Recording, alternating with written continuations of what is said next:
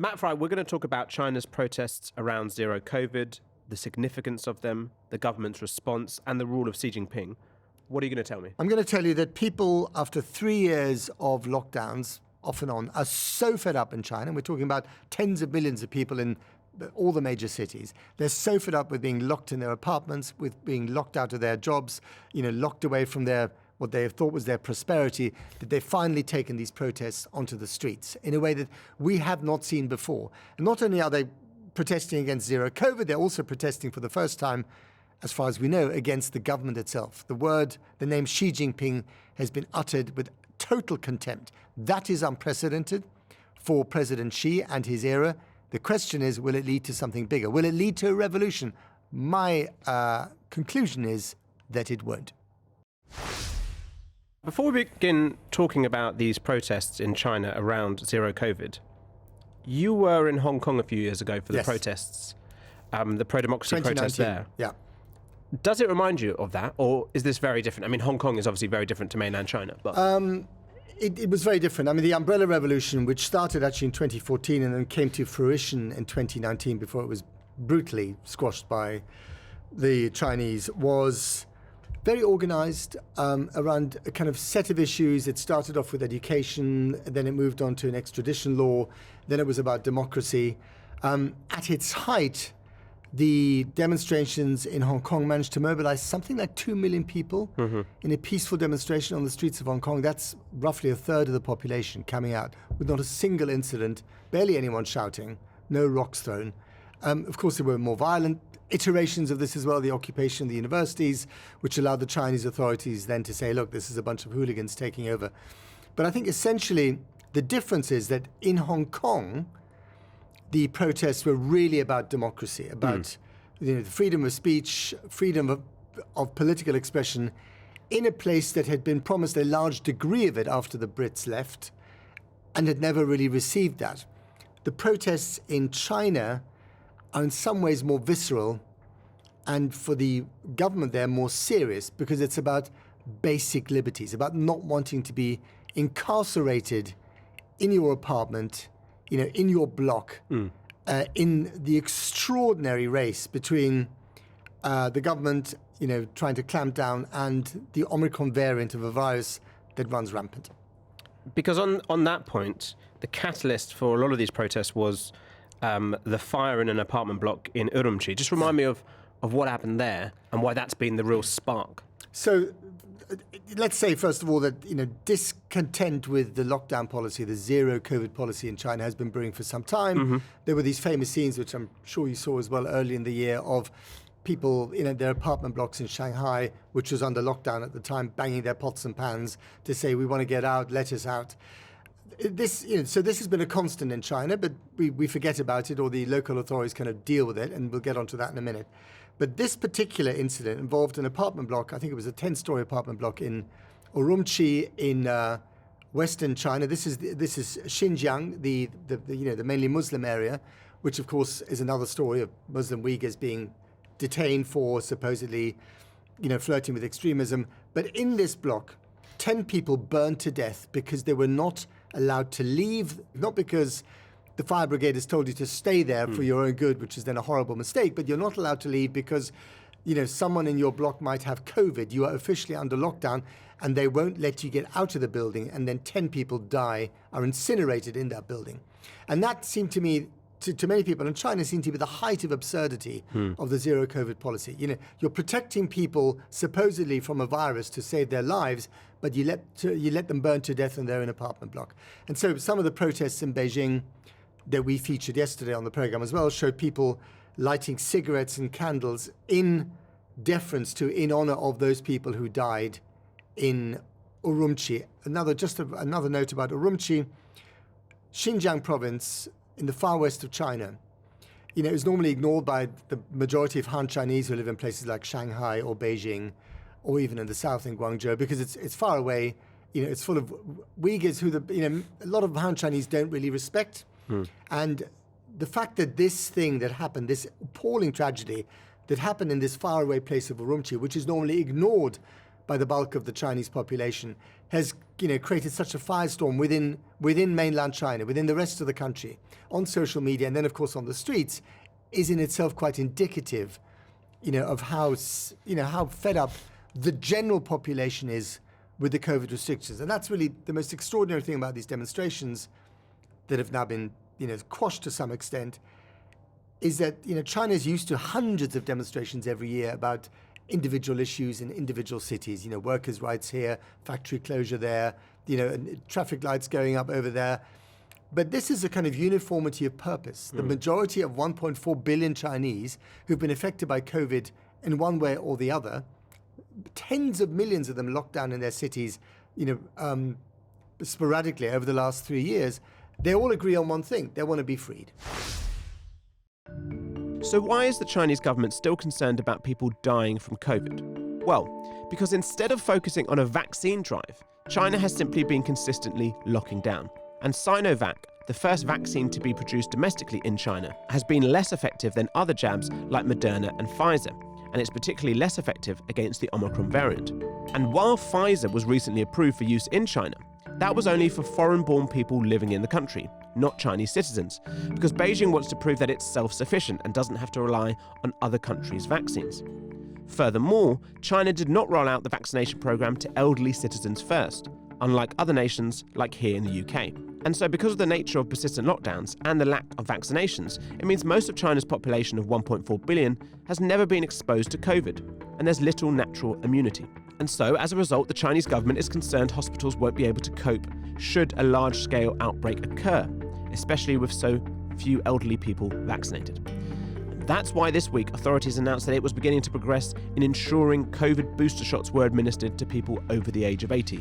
And there are even reports they might consider a fourth booster jab. So why has China chosen to continue with its strict lockdowns for now and its zero COVID policy? That worked relatively well at the beginning with the Wuhan variant, which was deadly but not as contagious as later variants. And of course, we all came slow to the party here in the UK and in most of Europe, and the Chinese kept pointing to the West, especially to the United States, saying, look at how these people are failing. 500,000 new infections in the US in one day, tens of thousands of people dying every month. This is unacceptable. We will not let this happen. And indeed, that is true. The total number of reported deaths from COVID in China, a nation of 1.4 billion people, is 14,000. Now, we often say, well, that may not be the right number. Can we trust them? But actually, the point here is not, can we trust that low number? The point is, what are they doing to keep that number low? That's the issue here.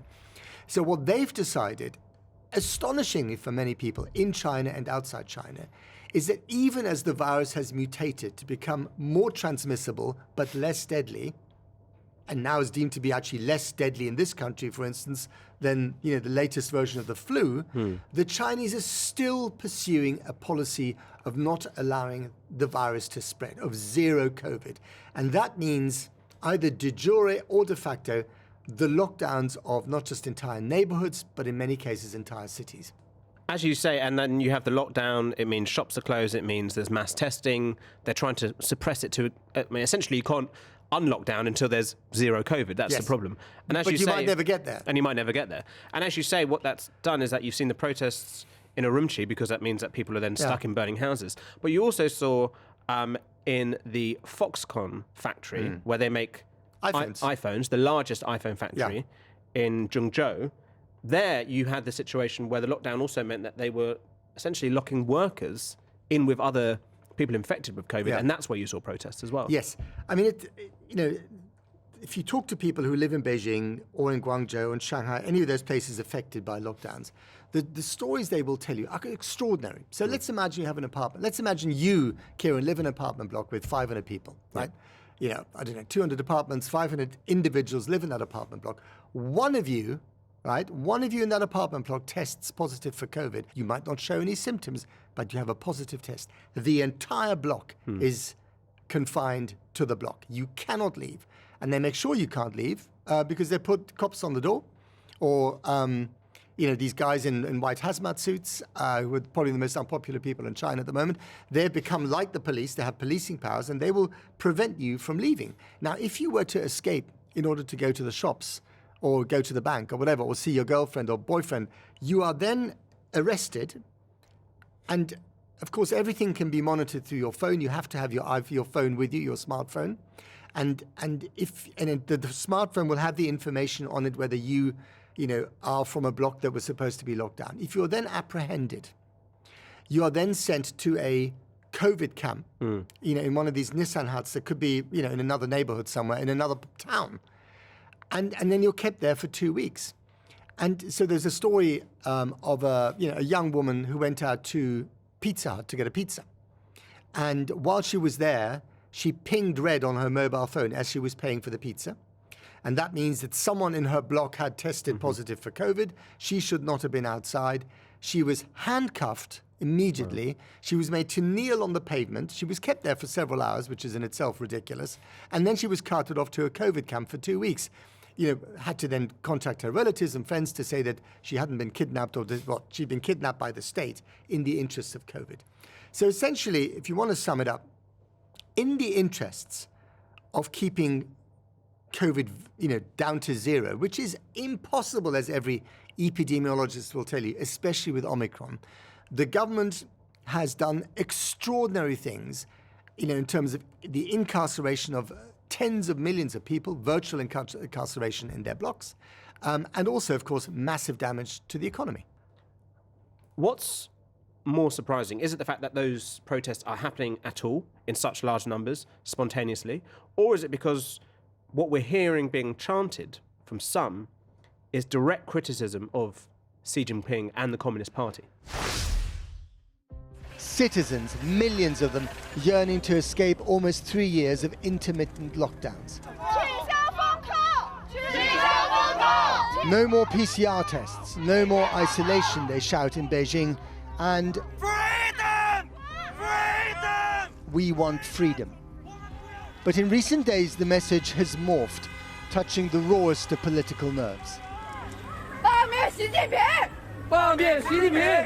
Down with Xi Jinping and the Communist Party, they shout in Shanghai, China's New York.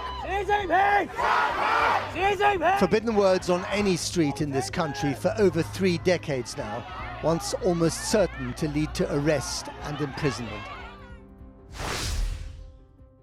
Both are surprising in some ways, although the latter is actually mind-blowing when you consider how dangerous that is for ordinary Chinese people to do.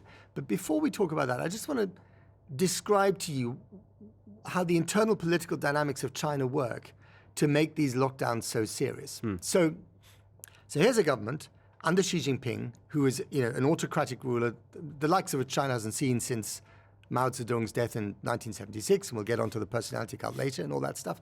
But this guy's decided, at the beginning of the pandemic, we need a zero COVID policy. Everyone in Wuhan, the local government, knows that they're in deep trouble for having reported the virus too late. So now every other governor of every other province knows in order to curry favor with Beijing, they need to be on top of this COVID thing, like you wouldn't imagine. On top of that, the new number 2 in the Chinese government is a guy called Li Qiang, who was the governor of the province around Shanghai, the governor of Shanghai, who presided over the Shanghai lockdowns that were so incredibly unpopular in Shanghai, which, as you know, is the New York of China, free-thinking, freewheeling, relatively speaking, very affluent, full of trendy people like you, Kieran, right? And suddenly all these Kirans, 26 million of them are locked down. And instead of being punished for that, this guy's actually promoted by Xi Jinping and is now number 2 in the government. What signal does that send to every other provincial governor and every other mayor? You've got to be like him in order to advance in a top-down political system. And although the government is no longer using de jure lockdown as much as they did, initially, where they actually legislate the lockdown, they're leaving it up to the provincial governors. And of course, they're doing the de facto lockdowns, which are often much more brutal, if you like, much more draconian than the original ones were at the beginning of the pandemic. Is the problem then for Xi Jinping is that within that sort of apparatus, if there are these protests, if he does want to admit they're there, he could just blame them on, the local provincial leaders. But the problem is that those very protesters are using his name. Yes. So this is, I mean, he could try and do that, and I'm sure that he has to some extent. And again, every provincial leader, every mayor of every big city, and there were demonstrations in 18 cities. So virtually no major city in China has been exempt from the demos, and it shows you the uniformity of outrage about the zero COVID policy. But, when they chant Xi Jinping's name, as they did in Chengdu, in Shanghai, in Beijing, in Guangzhou, the four of the biggest cities in China, and they shout things like, we don't want a president for life, which of course Xi Jinping has become after the last Communist Party Congress. He anointed himself to an unprecedented third term. When they shout things like, we want freedom, we don't want an emperor, this stuff, these words have not been uttered in public or even in private online by Chinese people for many years now, because they know that will incur punishment. And of course, rather cleverly, with these white bits of paper, the A4 paper has become the kind of banner of protest. Actually, not just there, but even in Russia at the beginning of the war, and even outside Buckingham Palace, or Windsor Castle, when the Queen died. But that's the point. People are fed up. They want to change the COVID rules, and some of them, who are courageous enough to talk about it, are demanding a change in government. How serious do you think it is, though? Have we got caught away with this idea of comparing it to, Tiananmen Square in 1989 and those democracy protests there? Because is this just frustration at one particular policy or the whole system? What they were saying on the streets of these cities is unprecedented in the era of Xi Jinping. Does it herald the end of his rule? Is it another revolution? I don't think so. The Tiananmen Square movements, by the way, ended up as a pro-democracy movement, but started as something else too. The danger for Xi Jinping is that, as for all these regimes, if you give in to some of the demands, then the demonstrations will be seen to have been successful. On the other hand, if you loosen the reins and you allow people to mingle with each other, if you end zero COVID, if you unlock the apartment blocks, you're going to get a rampant spread of Omicron, which will mean that many Chinese, possibly millions of Chinese people will get seriously ill, and a large number of them will die. Now, it's worth pointing out that despite the Chinese government disputing the existence of these protests, there have been signs of the easing of restrictions, with lockdowns lifted in parts of Guangzhou this week and also in Shanghai. And a senior official in Beijing said that the country was entering a, quote, new stage and mission, a possible sign of a change in direction. But let's go back to the beginning. When the virus first emerged at the end of 2019 and early 2020 in Wuhan, the authorities were at first criticised for acting too slowly, even suppressing information about this virus. But then we saw Wuhan shut down, the first lockdown we saw that would then roll out globally. They said they would do it, and so they have. A 1,000-bed hospital built in just over a week, perhaps only in China, but still, it's a feat. This is Wuhan in Hubei province, the centre of the novel coronavirus outbreak. These pictures are... But as other countries stopped with those shutdowns and they opened up with the help of vaccinations, China continued down the same path. And it did seem like that was working. At the start of this year, in his New Year address, President Xi Jinping boasted of the success of zero COVID, and that while millions had died elsewhere in the world, China had, through solidarity and resilience, beaten the pandemic. For example, comparing itself against the United States, which, under Donald Trump, had seen high cases and high deaths. But then the Omicron variant came along this year, and the picture changed. On one level, this is about the culture wars, the philosophical clash between autocracy and democracy, right? So the Chinese, a self-declared autocratic regime, a managerial regime, political machine, says we are better at managing our people than the Americans are. Look at them; they're all individuals. They're decadent. They don't do as they're told. And what happens? They die in large numbers. Of course, that's all true. If you compare the COVID casualties, there's that. The next level is we are better than the West at all sorts of things. We're better than the West at controlling our people. We're better than the West at building the infrastructure that looks after people who might get ill. So remember all these amazing pictures of hospitals built in a week's time and so on. They do the same now with their COVID quarantine camps. They build them in a couple of days. They look terrifying. They're basically massive internment camps. And finally, I think for Xi Jinping especially, he is by his nature apparently a control freak. The political system around him allows him to be a control freak. And COVID comes along as the perfect opportunity to be a control freak over his entire population. And they've done all that, very effectively. There's just one problem, and that's human nature and the nature of the Omicron variant. Human nature at some stage says, well, this may be great for you, Mr. Xi, governing the country. You can tick that box that we're all controlled. But actually, we're middle class. We like to go out and have fun. We like to travel. We're rich compared to our parents and grandparents. And then they say, this is not part of our social contract, right? The social contract of modern China is, under Xi Jinping, we leave the politics to you. You leave the economy to us. And suddenly that is broken down. So what you're saying is, essentially, and I think this is definitely post Tiananmen Square and that suppression, there has been an unwritten contract with the Chinese people when it comes to the Communist Party, which is that we will accept authoritarian rule if, in return, we have certain economic freedoms, which allows us to become middle class, entrepreneurial, etc. And with COVID, zero COVID, we've seen that break down because people are now locked away. Exactly, because the freedom to make and spend money has also been denied them. So youth unemployment in China is at 20% at the moment, right? People are unable to, go to their jobs because they're locked in their apartment blocks for weeks on end. So they're not making that money. You combine that with a huge debt crisis, especially in the property sector, which has fueled the Chinese economy for years. It has real economic repercussions for the rest of the country. And as we know, just looking at the markets in the last few days that have plummeted in Asia, but also elsewhere, based on what was happening in China, the new rule is when China sneezes, the world catches cold. Xi Jinping may now have power for another decade, but there are those elements around who are anti him in terms of the political enemies who he's got rid of, who harbour grudges, people who are angry about the economics of China. This is an important decade for China. It's meant to overtake America. Will it? Because of what's happened with zero COVID. As well as the young people we've seen out in the streets, how they may feel. It's the sense that those could still converge all as one in the next 10 years, or have we actually seen that ultimately he still has the ability to quell all that? Both are true. So it could still get worse. I mean, who knows what new variants are coming down the pipe, if they end up being transmissible, and deadly. I don't know. I mean, the point is that he has withstood several enormous challenges to his rule so far. They have this thing called the mandate of heaven in China. You have to earn the mandate of heaven. And if you don't earn it and things go very wrong, then it's over, even for a country that is not officially very religious.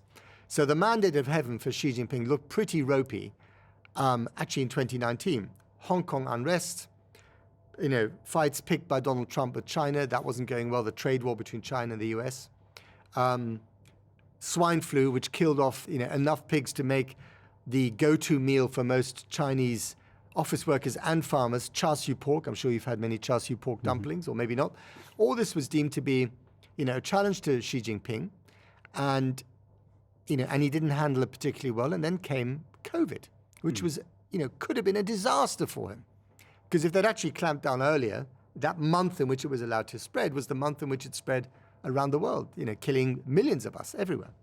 So, it's amazing that he's withstood all these challenges and was, to the extent that he was able to get himself anointed to an unprecedented third term in office, essentially president for life.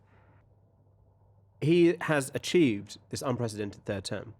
And there is the concern, especially around perhaps seen by zero COVID, that he is almost become an almost Putin-like figure in terms of what they call the authoritarian feedback loop, where essentially you've just surrounded yourself by yes men. And also people like, Xi, just like Putin, has not nurtured a successor. Is that the concern here going forward, that even if he may have learned some mistakes from zero COVID, his authoritarian bent could just get worse? Well, that's the obvious worry, and or for some it's an opportunity. But let's wait and see. I mean, what he's shown in the past, what I've tried to explain, is that he can be pragmatic when he needs to be. Maybe he's about to be more pragmatic than we give him credit for, or maybe not. I mean, you live in the new forbidden city of Beijing. You're cocooned from the rest of the world. You have all this incredible information at your disposal about how your population thinks because you're tapping their phones and you're reading all their text messages. But does that really give you, even if you have that information, even if you understand the levels of discontent, even if you've been watching events on the streets, do you act on that? And how do you act on that? Do you just lock everyone up? Remember, Tiananmen Square was brutal. They mowed down all these students. They killed, we don't know how many, thousands of them, we assume, but we've never been told the number.